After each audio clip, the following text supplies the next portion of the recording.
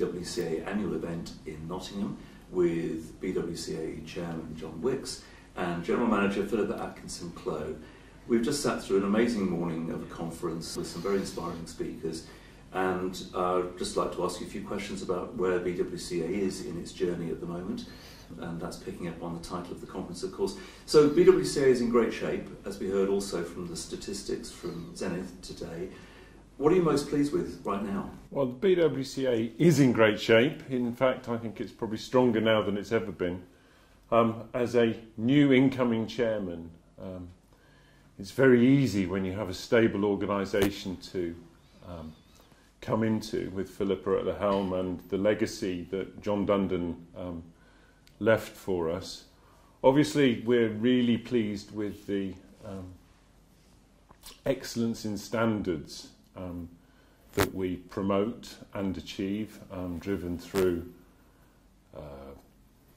the rigorous auditing and the monitoring, and also the excellent training that the members are offered and that they take.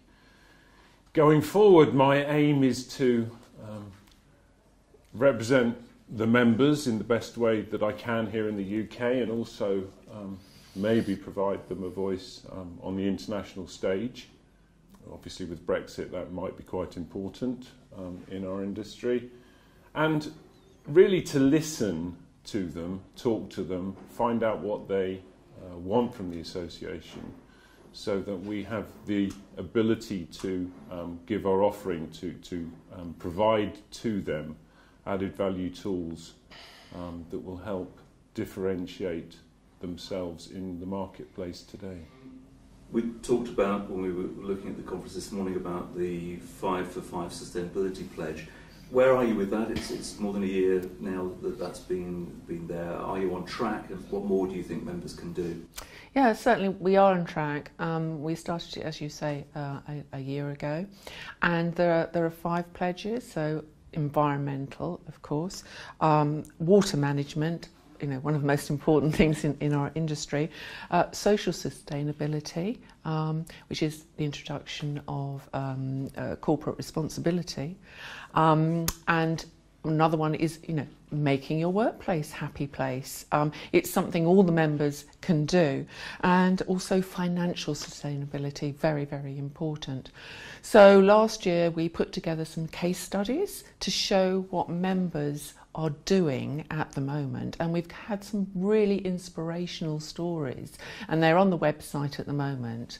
And we're hoping to build up, or we will build up, a portfolio of what members are doing.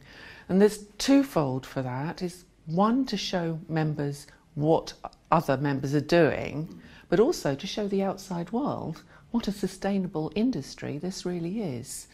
So yeah, it's going tremendously well. Have you a couple of personal favourites out of those? I don't want to single out anybody particularly, but is anything really caught your imagination?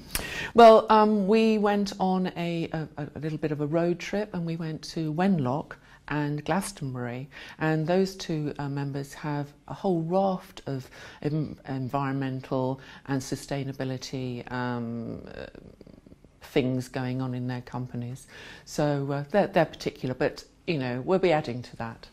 That probably brings us into innovation. I know we've looked at what Wenlock have done recently with their small pack bottles, for instance. What about the relationship for innovation and the membership? You have supplier members, you have operators as well. Where are you with that at the moment? I think in terms of the association, we have a very close knit relationship between the distributor members and the supplier members, and the supplier members work quite closely with those distributors to ensure that what the market is asking for, that they can offer. And Zenith Global today mentioned about the increase in requests for slightly more premium product than the basic coolers, and I think for our industry that's a really good thing, because it allows us to help our members promote the added value nature rather than the commodity problem that has existed particularly in the POU market. And we'll be seeing some of those innovations this afternoon at the trade show, of course. So you mentioned Brexit earlier, and obviously you are part of Water Coolers Europe as well.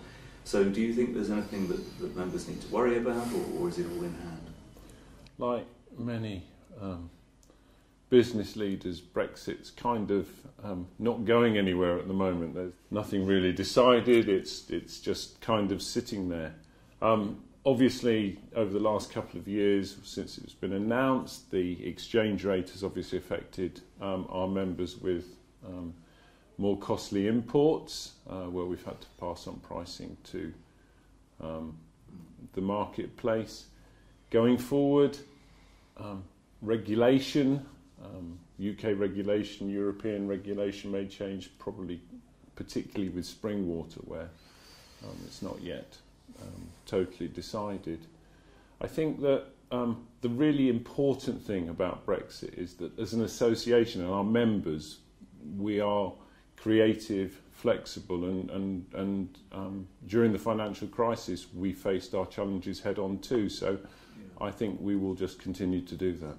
So what are the biggest challenges and opportunities ahead then for the UK cooler industry in general and the BWCA specifically? I think, as John alluded to a little bit earlier, it's elevating water cooler offering from being a commodity to something, to a value-added product. I think that's where we're working towards at the moment. The opportunity that the sugar tax may give to us is something that we'll be looking at.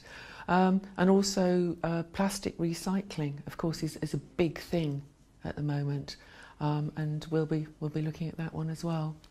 I think picking up on Philippa's point about added value, we've ended up unfortunately in a commodity market, particularly with POU, and what we can do as an association is to try and offer to our members some tools to help educate our customers that a water cooler is not just a commodity product, it's actually providing great service, great water, maybe with different filters to provide a better taste, a better quality of water to them is what we need to try and do, and education there is the key. Thank you both very much, and a great event as usual. Look forward to next year's. You're very Thank you very welcome. much. Thank you very Hope much, to see you Bill. then.